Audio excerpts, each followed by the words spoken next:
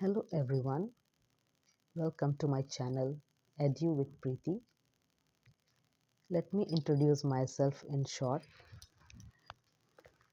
I have done MSc and B.Ed and also qualified examination related to teaching line. Teaching is my passion and my profession और इसलिए मुझे पढ़ाना और पढ़ना दोनों ही बहुत अच्छा लगता है। मैं चाहती हूँ कि मैं अपने पढ़ाई के साथ साथ किसी भी तरीके से बहुत सारे जो बच्चे हैं उनकी भी मदद कर सकूं।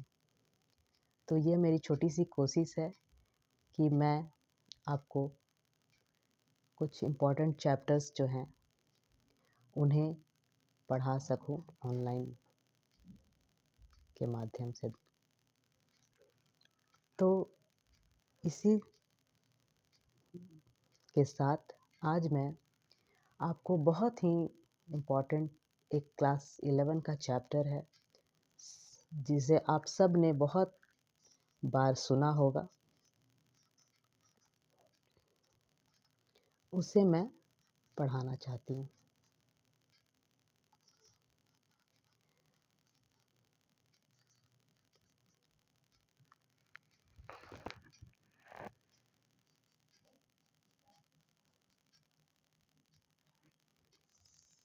जैसा कि आप सब देख रहे हैं, मैंने इस चैप्टर का नाम लिखा है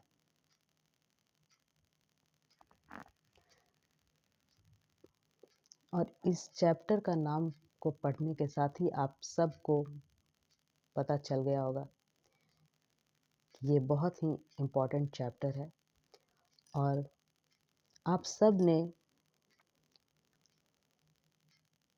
6-7 क्लासेस के बाद इसका नाम ज़रूर सुना होगा। क्लास 9 में भी है ये, क्लास 11 में भी है। तो आज हम शुरुआत करेंगे इसके डेफिनेशन से और समझेंगे कि ये आखिर सेल होता क्या है। तो जैसा कि आप सब ने सुना है कि सेल के द्वारा ही हमारा पूरा शरीर बना हुआ है। अगर सेल नहीं होगा तो जिंदगी जीवन नहीं होगा। हमारे आसपास जो भी हम देखते हैं जो कि जीवित है, चाहे वो कोई छोटा बैक्टीरिया हो या कोई बड़ा हाथी, व्हेल, यहाँ तक कि हम मनुष्य का भी शरीर सेल से ही बना हुआ है। तो इसी के साथ सबसे पहले हम सेल का एक डेफिनेशन देख लेते हैं और समझते हैं कि सेल होता क्या है। तो इसका बहुत ही बेसिक और आप सब ने इसे पढ़ा होगा।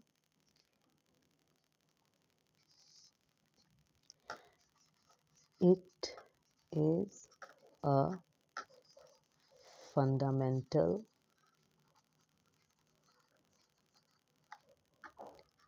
structural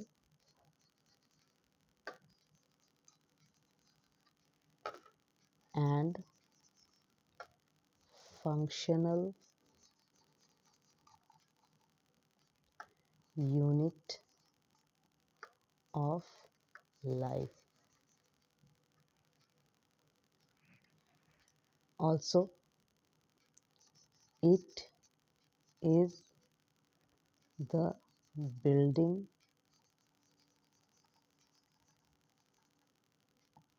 block of life. तो सबसे पहले हम देखते हैं कि आखिर ये word fundamental, structural and functional, इन सब का मतलब क्या है इस वर्ड सेल से रिलेशन में। तो सेल जो होता है, एग्जाम्पल से समझते हैं कि जैसे कोई भी हम एक घर देखते हैं, घर किस चीज़ का बना होता है? घर दीवारों से बनता है। तो दीवारों में क्या, दीवारों का जो बेसिक यूनिट है वो क्या होता है? अगर उसके बिना दीवार बनेगा नहीं। तो अगर हम ये सोचें दीवारों का जो बेसिक यूनिट है वो बनता है ब्रिक से। ब्रिक तो बहुत सारे ईंटों को जोड़ने के बाद एक दीवार बनता है। उसी तरह सेल भी, हमारा जो लिविंग ऑर्गेनिज्म जो भी है, कोई भी है, वो बहुत सारे सेल्स को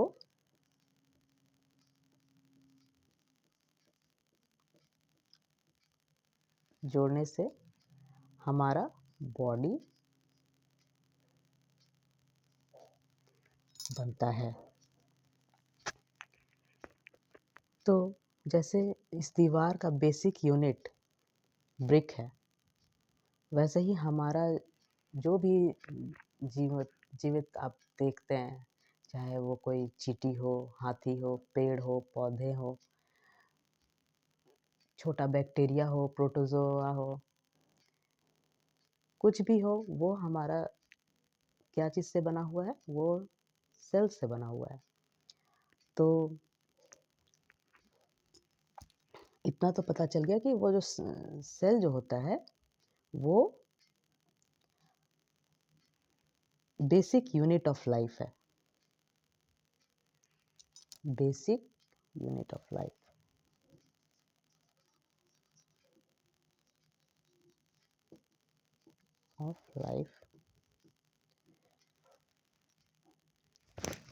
fundamental, basic and structural and functional. Structural का मतलब क्या हो गया कि ये हमारे जो भी हमारा different shapes and sizes of living organism we see, they are made up of cells. So cells also give structure to our body.